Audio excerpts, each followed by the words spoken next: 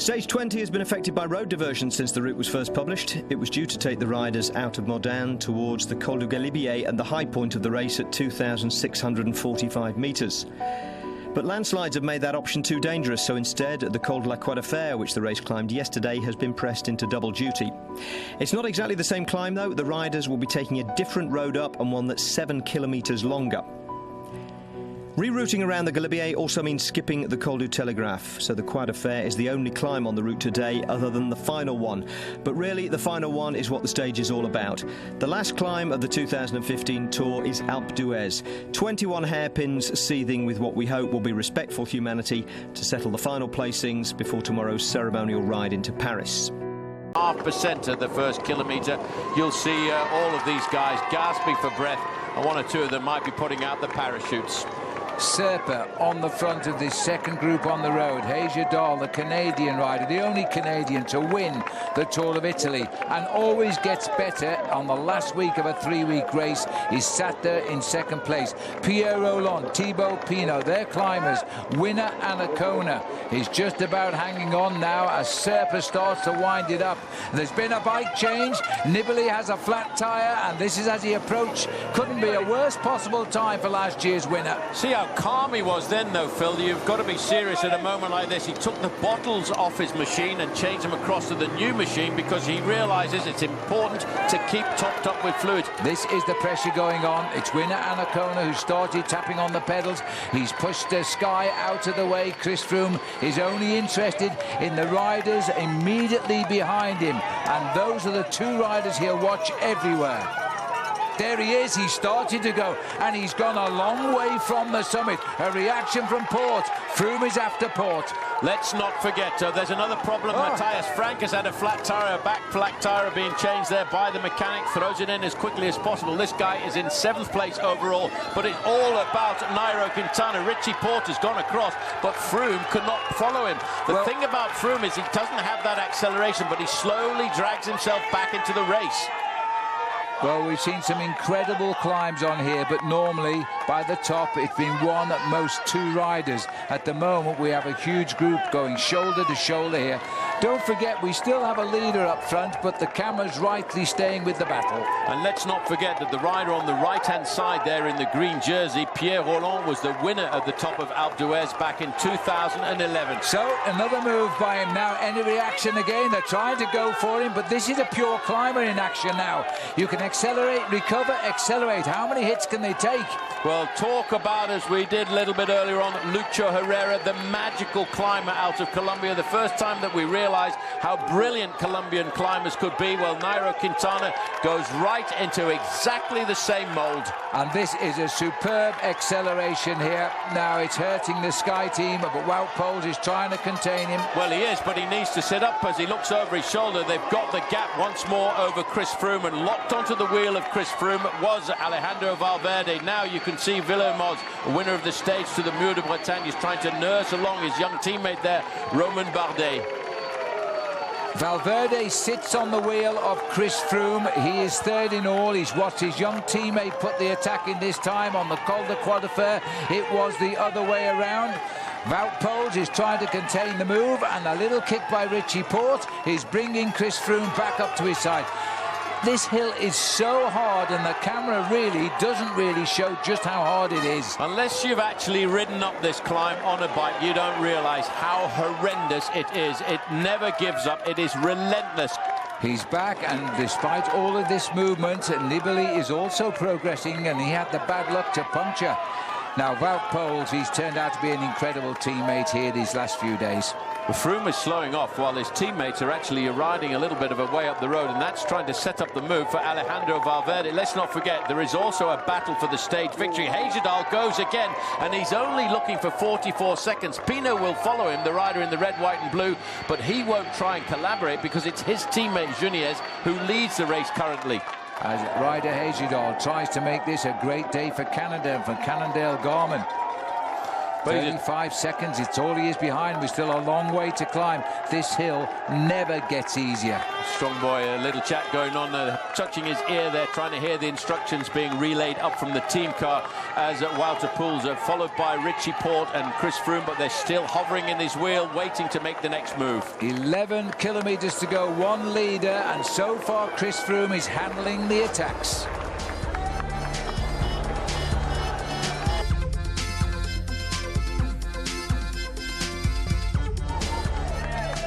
10 kilometers to go, and this man still leads. He led from 0 kilometer. He is now led for 100. Further down the slope, though, Hejjedal is trying to get rid there of Pinot, and Valverde's now going.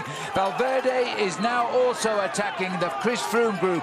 Well, the team manager in the car behind us should say to the Skyride, don't chase him down, just let him go. He's so far behind. He's 5 minutes and 25 seconds. We don't need to chase this man. There's only one man to chase with 9.8 kilometers to go to the finish. It's Nairo Quintana, but is this another 1-2 move? Is Alejandro Valverde trying to get a little bit further up the road here to act as a launch pad for Nairo Quintana? Well, I think number 41 there, Phil, Alberto Contador, he's just happy to be in the move. And Pinot's climbed back behind rider Hejjedal here, while the lone leader is still in front, just 24 seconds ahead. You can just see him on the corner there. This is the man now. All he is doing here is consolidating his third place overall in the Tour de France, because his gap overnight is 5:25 on Froome.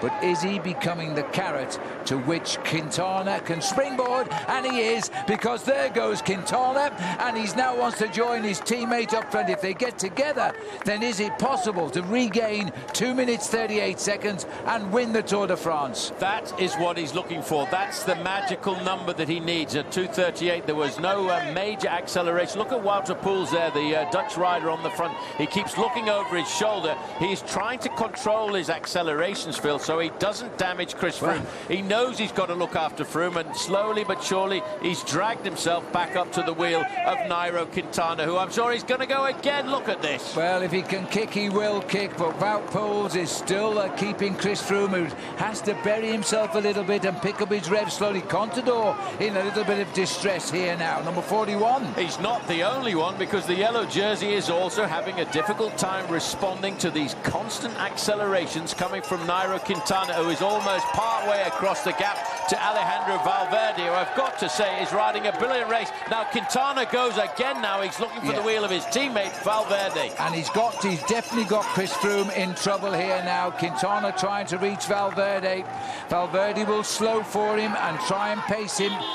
2.5 minutes he needs. If he wins the stage, he gets a 10-second bonus off that time. Well, Pinot has now seen the opportunity. His teammate is just there ahead of the referees, a red car, and his left rider Hejjedal. Hejjedal bows his head as if in surrender, but he will try and find his rhythm once a 10 again.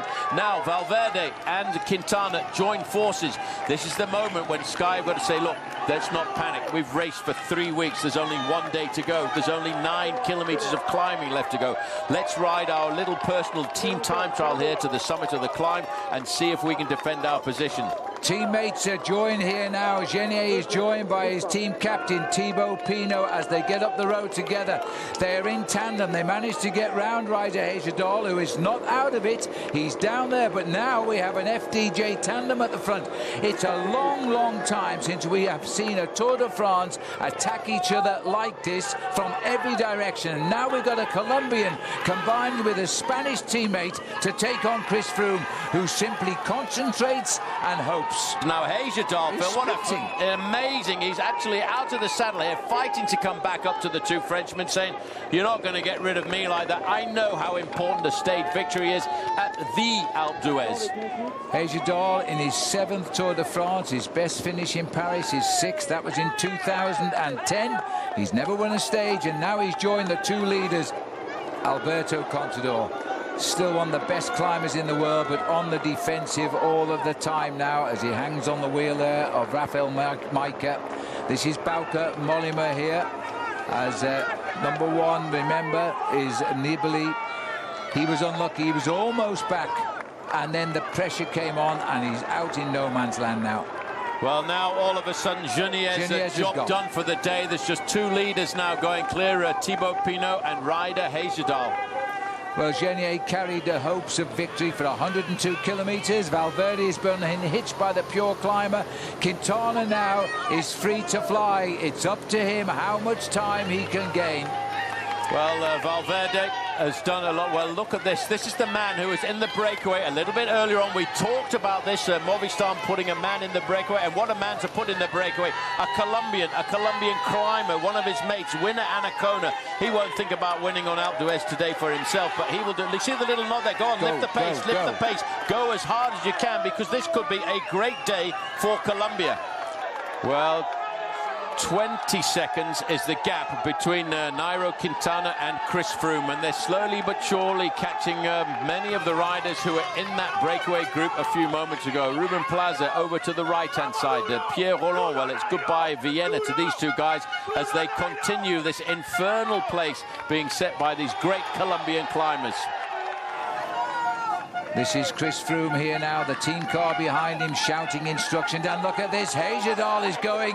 Note the distance to ride, 7.3 kilometres. He's put Thibaut Pinot under pressure. Well, that is a very powerful move by Ryder Hagedal, the young climber from France in second position, number 21, Thibaut Pinot. He attacked the Canadian rider a couple of times here, but Hagedal, he is such a powerhouse, Phil. When he gets that big engine of his cranking along there, he never slows down, and so the man in second position is going to have to try and change the tempo a fraction just to get back up to the wheel of the Canadian. But note that Quintana is only 65 seconds back of those. Thibaut is going clear through the Dutch corner. Well, and it's a Canadian, brings them around. Ryder Hagedal, you can actually see the summit at this point if the camera swung up. And up front, with 35 seconds the gap now to the white jersey. 2 minutes, 3 seconds required by Quintana. Well, Walter Poels are going through Dutch corner there. He's on the front just ahead of Richie Porte. Chris Froome is in third position. Alejandro Valverde, the champion of Spain, are right on his way. There's not much space there at all, is there? I bet the tickets are quite expensive for that corner.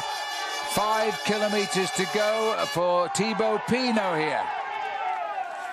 Oh, he's pedalling with great urgency, with great fluidity. He doesn't look like a man who's starting to weaken here. And once you get to this point on the climb, you've always got the ski resort of Alpe d'Huez in your sights. He looks back there just to have a little bit of a check on him, and he will start to know that coming across the gap very, very quickly is the tandem of winner Anacona and Nairo Quintana, but they're still hovering at around about a minute. There's 29 seconds now between Quintana and the yellow jersey group of Chris Froome, who have picked up Pierre Rolland, number 121, the aggressive rider of yesterday's stage.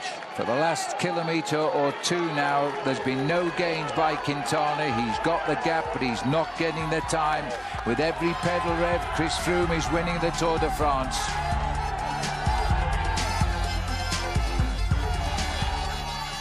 Five kilometres to the summit for Quintana, being led by his countryman and his teammate, winner Anacona. They have gone through that point 54 seconds behind Thibaut Pinot. And let's not forget, Phil, Ryder Hagedal is still caught somewhere in this mass of people straggled all over the slopes of this climb. Quintana is putting in another acceleration. No response from Anacona. Look at the Colombian flags. Could do. Lots of Colombian supporters on this mountain, the home of Lucho Herrera, back in 1984. It's a magnificent acceleration. It's all or nothing. Well, there'll still be second place if it's a nothing for Quintana. He's nothing to lose. He could win the stage, but he's got to catch the rider in front. Hagedal will be next, and then Pinot. 35 seconds is the gap between the two riders, well, the two important riders in the race, the white jersey and the yellow jersey, and still Froome, that same old pedaling style that he has there as he goes through Colombian corner. I think we'll have to call that one back there now. He's now down to one remaining teammate, his mate who he went to train with in November and December of last year in Australia, Richie Porte. Nibali never had a chance today. He's coming up with the riders who are coming back from that leading group as he continues to make it here. Last year's winner. This is the rider now As a consolation, the stage win would be nice. There's still 2 riders ahead of him. The gap at the moment is about 50 seconds. It's moving open. Who's chasing me? Well, it's a man in a white jersey right now. Thibaut Pinot is going to have to fight off one of the best climbers in the world on Alpe d'Huez, and here he comes. Just getting information, the rider Heyerdahl is 23 seconds behind Thibaut Pinot, but at 42 seconds is Nairo Quintana. If we could have an open stretch of road, Phil, they would be able to see each other in this kilometre stretch. Quintana, though, still out of the saddle. He doesn't look as if he's having any trouble at all here. Port is also, he's completely recovered to guide Chris Froome here for as long as possible. Chris will be told all of the time in his ear, in his radio, by the team car what the gains are. He won't pack and crack until he has to. Well, you've got to take your hat off to a man. He's taken this Tour de France to the penultimate day, and he's never lost faith. We'll talk about the kilometres ticking by right now. It's 1:06, 1:04 it is between Quintana and Chris Froome. This is tension. This is nail-biting stuff like I don't think we have ever seen at the Tour de France before. This is now 3 kilometres to go for a French leader on the road to Alpe d'Huez, Thibaut Pinot.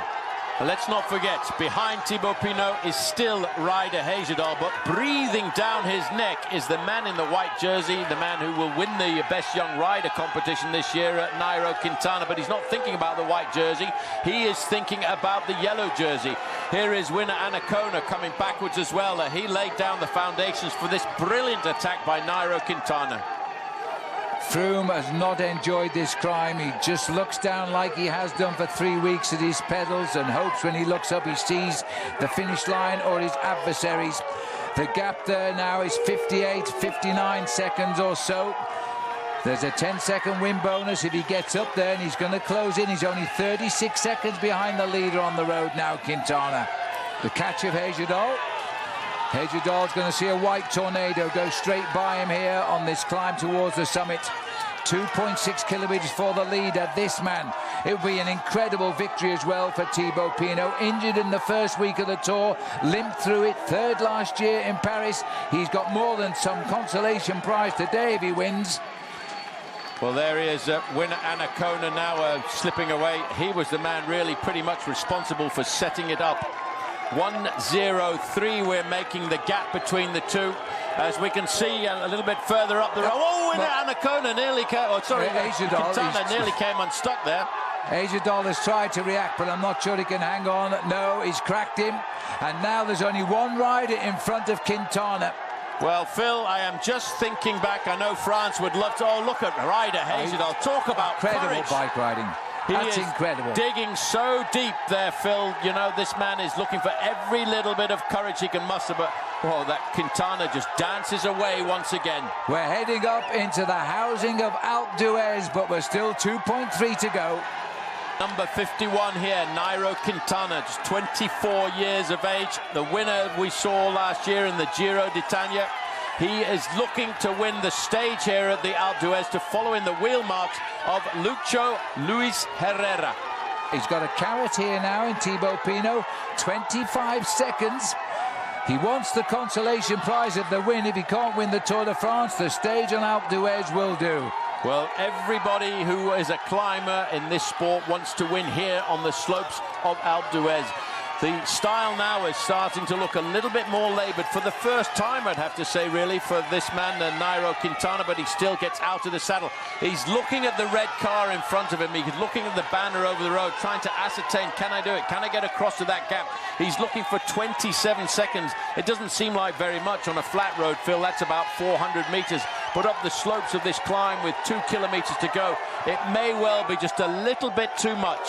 The race radio is saying at 1 minute 15 seconds between Nairo Quintana and the yellow jersey group, but Chris Froome has lost half of the advantage that he had this morning over Nairo Quintana, but he's inside of the 2 kilometre to go right now.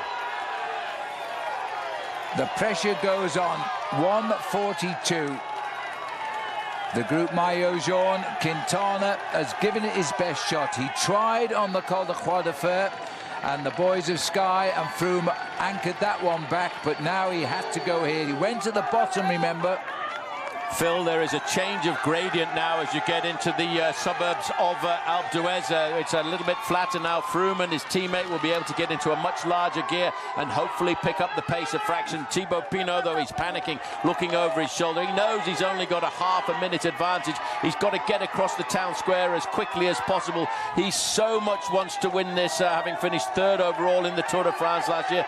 Mouth wide open, gasping for as much oxygen as you can get here at 1,800 meters in altitude. Well, 2 kilometers, the gap is 1:17 between Quintana, and if he wins the race, he gets another 10 seconds. That would make it 1:27. Froome will win the Tour by 1:11, 1:11. He's going to have to fight all the way to the line, and this boy is not going to slow down. He is not going to slow down. There is not too much gradient left, though, Phil, for him to take advantage of. There's only a couple more corners. There is the Flamme Rouge for the Frenchman, Pinot. The man who won the white jersey in 2014 was this man, Thibaut Pinot. He won a stage of the Tour in 2012 when Bradley Wiggins won the Tour de France, and now he's actually coming back again. 22 seconds. He's getting, this is the kilometre to go, and he's veritably sprinting across the plateau of Alpe d'Huez. But Phil, when you get through the 1 kilometre, you go over the flat. You've got about 500 metres of flat across the town square, and then it's the left-hand bend up into the finishing line. 20 seconds is not much. It's 300 metres.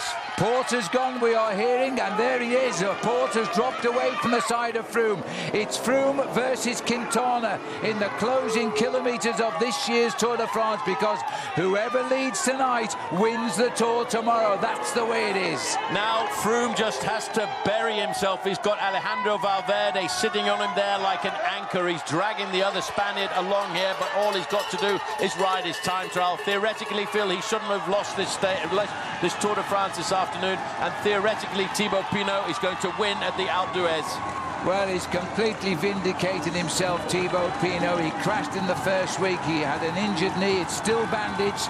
He said, all I can hope for now is a stage win in the last week of the Tour. And here it is on the most revered mountain in the Alps as far as the Tour de France is concerned. A Frenchman wins, and a Frenchman gets a third stage victory of this year's Tour de France. Great moments for Thibaut Pinot, and in the backdrop, the man who is the white tornado has done all he could possibly do. It's not going to be enough to win the Tour de France, but boy, he's gone up in everybody's estimation. As he comes up to the line to get second place, Phil, he will also get a 6-second time bonus. Now we start the clock. Chris Froome needs 2 minutes and 32 seconds, but Ryder Hagedal is in third place on the road. A great ride by the Canadian, I'd have to say, this afternoon. What power and what courage. Smashed to bits yesterday. He could hardly speak at the finish. He's now going to cross the line in third place on Alpe d'Huez. Great ride by Ryder Hagedal. Now, still shadowed by the teammate of Quintana. Valverde will just sit behind Froome, maybe even try to out-sprint him at the line. But Chris Froome now is in the final pedal strokes of the mountain, and tomorrow he will win the Tour de France. He's giving it everything now. He's looking for that final left-hand bender. He's got full speed ahead here. He knows he's got time in hand, but he wants to make sure that it is comfortably finished when the clock stops around the final swing. You can see the finishing line in front of him. He knows he's got time in hand. He knows he's won the Tour de France with this finishing straight. They'll need to be caught over the line. It's a nasty little finish, this, but the clock is only saying 1:21. Chris Froome now is the champion of the Tour for the second time. Tomorrow he'll get his chance to show off his final leader's yellow jersey before he pulls on the winner's yellow jersey on the Champs-Élysées. But he's been hit by some of the best bike riders in the world. He had the answers, but what a great race it turned out to be for people watching. Now, before the round of endless post-stage handshakes that come with the podium protocols, Chris Froome stopped for one that really meant something with the man who pushed him to the point of cracking on today's final climb. When he spoke to Christian Prudhomme, the Tour director, he was as polite as ever, saying he'd had no problems with the crowds. That wasn't strictly true. Here's at least one spitting incident the cameras saw, the man on the left in the polka dot shirt. And unlike yesterday's, this one clearly registered with its target. Now there's the result. Thibaut Pinot hanging on to win by 18 seconds from Nairo Quintana, with rider Hejjedal third at 41 seconds. Valverde and Froome were at a minute 38, so a minute 20 behind Quintana, plus his 6-second bonus for second place. Port and Poles both finished in the top 10 as a result of their work towing their leader up the final climb. Simon Yates was 11th, just ahead of Joaquim Rodriguez. Mollema, Nibali, Contador, Hesink and Bardet all finished together, 3.5 minutes down. Adam Yates was just ahead of Matthias Frank, 22nd and 23rd. Geraint Thomas finished 35th at 5 minutes 53. The Autobus rolled in just under 24 minutes down, 3 minutes inside the elimination time, and in it, saving his legs for Paris, was Mark Cavendish. So for the second Alpe d'Huez in a row, a Frenchman wins the stage, while Nairo Quintana takes time from Chris Froome, but not enough. For Christophe Riblon in 2013, read Thibaut Pinot, last year's third-place rider, with a late reminder that he's better than his current 16th. Short of pulling an ill-advised wheelie and crashing out before the finish line tomorrow, Peter Sagan has won the green jersey for a 4th consecutive year. Yeah, I'm very happy, and it's very nice for me. I'm satisfied. Nairo Quintana won the white jersey and finished second on his debut in 2013. That year he also won the King of the Mountains competition. This year Chris Froome edged him out and becomes the first man since Eddie Merckx in 1970 to win both the polka dot and yellow jerseys. 1 minute 12 is his winning margin over Quintana, with Alejandro Valverde occupying the third step of the podium. Defending champion Vincenzo Nibali finishes 4th, Alberto Contador 5th, Robert Hesink 6th, Bauke Mollema 7th, Matthias Frank 8th, Romain Bardet 9th and Pierre Rolland 10th. So let's hear from the man who'll perform this post-stage ritual on a much larger stage in Paris tomorrow, and the man who made life so uncomfortable for him today. It's unreal. There were just so many emotions going through the mind up that last climb. I mean, of course, there were a few moments when I was in trouble going up there. Just staying with my teammates, staying with Wout, staying with Richie, just getting them to hold it nice and steady, but obviously trying to control that advantage that Quintana had. But no, I mean, obviously I couldn't be happier right now to still be sitting here in yellow. Just unreal, absolutely unreal. Un poco triste, no frustrado por no haber conseguido por lo menos la etapa. Hemos intentado y hemos luchado para lograr quitar el tiempo. Me voy con un buen balance. He perdido el Tour en la primera semana y me llevo las cosas buenas. Tengo un gran equipo y siempre me ayudaron, me apoyaron. Hicimos lo posible por ganar y no fue posible. Será el próximo año. Winning the Tour de France wasn't a hard enough proposition. You've had to keep such a tight lid on everything. The whole whirlwind around you, the way that the public have interacted with you on occasions. Now that can all come out, can't it? You can relax.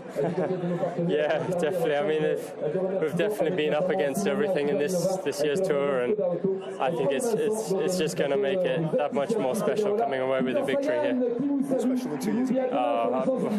I wouldn't say it's more special. I mean, each tour is different in its own way, but I mean, I don't think I've fully taken it on board yet, but that was just unreal.